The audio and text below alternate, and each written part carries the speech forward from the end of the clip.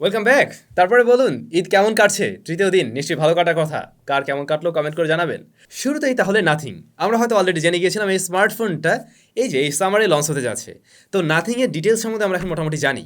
যদিও এটা গতকালকের নিউজ, বাট যেহেতু গতকাল আমাদের চ্যানেলে টেক নিউজ দেওয়া হয়নি, দ্যাটস ওয়াই আজকে শেয়ার করছি। তবে নতুন নিউজটা হলো নাথিংয়ের ফোন কত তারিখে লঞ্চ হতে যাচ্ছে সে ব্যাপারটা এখন একদম ক্লিয়ার। স্বয়ং নাথিংয়ের ওনার কার্ল পাই তিনি রিটুইট করে জানিয়েছেন, অর্থাৎ একজন জানতে চেয়েছিলেন, টুইটারে আর কি জানতে চেয়েছিলেন নাথিংয়ের ফোন কবে নাগাদ লঞ্চ হবে। দেন উনি রিপ্লাই করে জানান এটা 6/9/4/20 লঞ্চ হবে। 6/9 মানে 6 মানে হলো 6 মাস, যেটা জুন, আর 9 মানে 9 জুন, এবং 4/20 চারটা 20-এ। আপাতত কার্পাইয়ের কথা অনুযায়ী এটা জুন মাসের 9 তারিখে লঞ্চ হতে যাচ্ছে। তবে আমাদের ধারণা ছিল এটা জুলাই মাসে লঞ্চ হবে। এখন দেখার পালা আসলে এই ডেটে হয় কি না। তবে স্মার্টফোন কী কী নিয়ে আসছে যারা জানেন না তাদের জন্য বলবো, মোটামুটি বলা যায় মিড রেঞ্জ বাজারের একটি স্মার্টফোন হতে যাচ্ছে, কারণ এতে রয়েছে অ্যামোলেড প্যানেল যা ফুল এইচডি প্লাস রেজলিউশনের 90 হার্টস রিফ্রেশের HDR10+-এর সাপোর্ট থাকবে। Then processor Snapdragon 778G, camera সেকশনে 50/8/2, ফ্রন্ট ফেসিং ক্যামেরায় 32 মেগাপিক্সেলের ক্যামেরা, অ্যান্ড্রয়েড 12 দিয়ে আসবে, নাথিং ওয়েস থাকবে, আর ব্যাটারি 4500 mAh-এর। তবে স্পেশালিটি আমি দেখতে পাচ্ছি ওয়্যারলেস চার্জিং সিস্টেম দিয়ে আসছে স্মার্টফোন। 128GB স্টোরেজ সলিউশন, মানে সরি 128GB হলো গিয়ে স্টোরেজ আর র্যাম। বলা যায় মিড রেঞ্জ বাজেটের স্মার্টফোন, এবং অ্যাজ ইউজুয়াল বেশ কিছু ব্র্যান্ড থেকেই আমরা এই সেম কনফিগারেশনের স্মার্টফোন দেখতে পাই। এখন আমার যা মনে হয় নাথিং যেভাবে হাইপ তৈরি করছে, এটা শুধুমাত্র ধরে রাখতে পারবে তখনই যখন কিনা এর প্রাইসিংটা অস্থির হবে। এখন যদি একদম ওই রেগুলার অন্যান্য ব্র্যান্ডের মতো সেম প্রাইসেই রাখে তাহলে কিন্তু আর হবে না। তাহলে এই ফোন যেভাবে হাইপ ক্রিয়েট করছে সেই জায়গাটা দখল করতে পারবে না বলে আমার অন্তত মনে হয়। আপনাদের কি মতামত কমেন্ট করে কিন্তু জানাবেন। ভাই ব্রাদার, হয়তো আপনারা জানেন ইউটিউব গো অফিসিয়ালি গুগল বন্ধ করে দিয়েছে। ইউটিউব গো অনেকেই হয়তো ব্যবহার করছিলেন, বিশেষ করে একটু লোয়ার কনফিগারেশনের ফোনগুলোতে। বাট এখনকার যুগে দাঁড়িয়ে ম্যাক্সিমাম মানুষই সরাসরি মানে একদম বড় ভাই বা যেটা রেগুলার ইউটিউব, ওই অ্যাপ্লিকেশনটাই ব্যবহার করে। হয়তো ইউটিউব এই কারণে এটা বন্ধ করছে, বাট কী কারণে বন্ধ করছে এক্স্যাক্টলি সেটা আমরা জানতে পারিনি, বা ইউটিউবও সেটা ক্লিয়ার করেনি। সেই 2016 সালে এটা আসে, আর 2022-এ এসে আপাতত বিদায় নিল। টেসলা স্মার্টফোন নিয়ে আমি বলছি না, টেসলা রোবো ট্যাক্সি নিয়ে বলছি। আচ্ছা, টেসলা নিয়ে জানানোর আগে আরেকটা ব্যাপার জানিয়ে রাখছি। আজকে আমাদের চ্যানেলে আশা করছি আরও একটি ভিডিও আসবে। একটি স্মার্টফোন যদি পানিতে পড়ে যায় আপনি নিজেই সেটাকে কীভাবে সারিয়ে তুলতে পারবেন, বা প্রাথমিক চিকিৎসা বলুন, বা সম্পূর্ণ ফোনটাই নিজেই কীভাবে সারাতে পারেন, সে বিষয় নিয়েও অবশ্যই আমরা একটি ভিডিও তৈরি করছি। আমি একটু অসুস্থ, তারপরে ট্রাই করব ভিডিওটি 10টা 10:30টার মধ্যে দেওয়ার জন্য। আমার রিকোয়েস্ট থাকবে আপনারা ওই ভিডিওটা অবশ্যই দেখবেন। আর আমাদের চ্যানেলে একটি গিভঅ্যাওয়ে চলছে ঈদ উপলক্ষে, যারা এখনও অংশগ্রহণ করেননি মাস্ট অংশগ্রহণ করে নেবেন। ডেসক্রিপশনে ওই লিঙ্কটাও দেওয়া থাকবে। তো রোবো ট্যাক্সি জিনিসটা কি? এই ট্যাক্সিতে কোনো স্টিয়ারিং হুইল থাকবে না কোনো প্যাডেল, বাট তারপরও এই ট্যাক্সি চলবে, এবং সেটা স্বয়ংক্রিয়ভাবেই চলবে, অর্থাৎ কোনো ড্রাইভারের প্রয়োজন নেই। এবং টেসলা দাবি করছে আগামী 2024 সালের মধ্যেই তারা রোবো ট্যাক্সি নির্মাণে হাত দেবে, এবং এরপরে হয়তো ইউরোপ কান্ট্রিগুলোতে আমরা এই ট্যাক্সি চলতেও দেখব। এবং তাদের আরও দাবি, অর্থাৎ ইলন মাস্ক সরাসরি দাবি করছেন বর্তমান সময়ে ওই সমস্ত দেশে যে পাবলিক ট্রান্সপোর্টেশন রয়েছে তার চাইতেও অনেকটা কম মূল্যেই এই গাড়িতে চড়া যাবে, অর্থাৎ খরচ কিছুটা কমবে। যেহেতু এই গাড়িতে আলাদা আমাদের মতো হিউম্যান ড্রাইভারের কোনো প্রয়োজন নেই, দ্যাটস ওয়াই কোনো ধরনের স্টিয়ারিং হুইলেরও দরকার নেই, প্যাডেলেরও দরকার নেই, কারণ সেটা তো অটোমেটিক কম্পিউটার নিয়ন্ত্রণ করবে। স্যামসাংয়েরও দুইটা দারুণ ইন্টারেস্টিং নিউজ রয়েছে।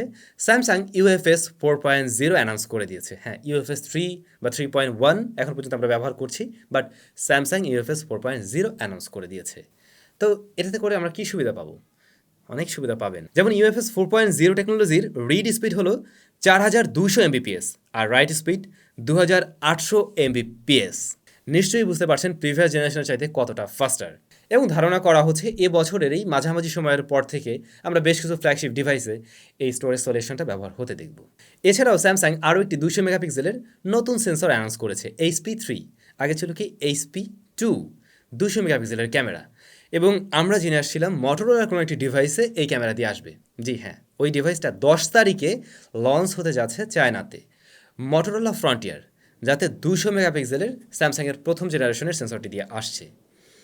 এর বাইরে কী কী থাকবে সেটা শিওর না, বাট মটোরোলার তরফ থেকে এটা একদম টপ লেভেলের ফ্ল্যাগশিপ স্মার্টফোন। গুগলের ফোল্ডেবল ডিভাইসের নতুন রেন্ডার আবার বেরিয়েছে। হয়তো আমরা এবছরের শেষ দিকটাতে গিয়ে গুগলের ফোল্ডেবল ডিভাইস দেখব। এই সেম নিউজটা গত বছরও আমরা শুনে আসছিলাম যে এবছরের শেষ দিকটাতে, তো এখন আবার নতুন লিক্স রয়েছে। অনেকেই বলছে যে এবছরের শেষ দিকটাতে হয়তো গুগলের কোনো ফোল্ডেবল ডিভাইস আমরা পেতে পারি। OnePlus 10 আলট্রা স্মার্টফোন সেপ্টেম্বর মাসে লঞ্চ হতে যাচ্ছে। সবচেয়ে শক্তিশালী স্মার্টফোন 10 সিরিজের স্ন্যাপড্রাগন 8 Gen 1 প্লাস থাকবে। অ্যামোলেড ডিসপ্লে থাকবে যা কিনা কার্ভ এবং 120 হার্টস রিফ্রেশের থাকার পসিবিলিটি আছে, আর 120 ওয়াটের চার্জার দিয়ে আসবে স্মার্টফোন। আপাতত এগুলো জাস্ট লিক্স, সময়ের সাথে আমরা আরও নিশ্চয়ই এর সম্বন্ধে জানতে পারবো। ভাই ব্রাদার, আজকের টেক নিউজ এতটুকুই। আমরা চলে যাব কমেন্ট সেকশনে। তবে তার আগে একটা প্রশ্ন, এই ঈদে কে কে নতুন ফোন কিনলেন?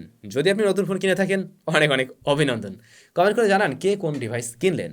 এমডি হৃদয়, স্যাম ভাই আমি তো আপনার ভিডিও দেখে ফোন কিনেছি। ফোনটি এমনিতে গরম হয় না, কিন্তু চার্জে দিলে ফোনটা গরম হয়ে যায়। এক্ষেত্রে আমি কি করব, আশা করি স্যাম ভাই উত্তরটা দেবেন। ফার্স্ট অফ অল ভাইয়া, আপনাকে ধন্যবাদ যে আপনি আমার ভিডিও দেখে একটা ডিভাইস কিনলেন, বিশ্বাস রেখেছেন, ধন্যবাদ। দ্বিতীয়ত, আপনি কোন ডিভাইস কিনলেন সেটা কিন্তু জানাননি। আর তৃতীয়ত, একটা মোবাইল ফোন চার্জে দিলে গরম হবে, এটা খুবই স্বাভাবিক, কিচ্ছু করার দরকার নেই, ওকে গরম হতে দিন, সমস্যা নেই এতে। রাফি আহমেদ, ফোন আপডেট নিয়ে একটা ভিডিও চাই, সবার উপকারে আসবে। আমি অবশ্যই ট্রাই করবো এমন কোনো ভিডিও দেওয়ার জন্য। আরমান হোসেন জয়, স্যাম ভাই আপনি সোনি ফোনের রিভিউ করেন না কেন? সোনি এক্সপেরিয়া প্রো ফোনের রিভিউ চাই, লাভ ফ্রম শেরপুর। ভাইয়া, সনির ফোন কিন্তু বাংলাদেশে খুব একটা আসে না। আমরা যদি পেতাম হাতে, অবশ্যই রিভিউ দিতাম। যেহেতু বাংলাদেশ মার্কেটে পাওয়া যায় না, আসে না, দ্যাটস ওয়াই আমরা হয়তো রিভিউ দিতে পারি না, এটাই তো সমস্যা। Gaming with real is back, এটা দিয়ে কি এডিট করা যাবে ভাই, প্লিজ বলেন। ওই যে কয়েকদিন আগে আমরা ছোট্ট একটা কম্পিউটারের রিভিউ নিয়ে আসছিলাম, না ভাই ওইটা দিয়ে ওইভাবে রিভিউ, সরি, ওইটা দিয়ে ওইভাবে এডিট করা যাবে না।